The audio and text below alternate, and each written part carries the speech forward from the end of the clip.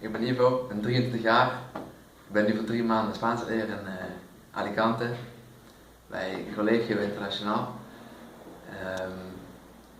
De lessen zijn heel erg leuk. Elke dag ontmoet je nieuwe mensen. 'S'avonds ga je staan met nieuwe mensen. Ga je uit eten. Ga je samen sporten. Daar moet je wel allemaal zelf voor kiezen. Daarnaast is het ook mogelijk om allemaal excursies te doen. Ik heb bijvoorbeeld salsa les gehad. Dat was heel erg leuk.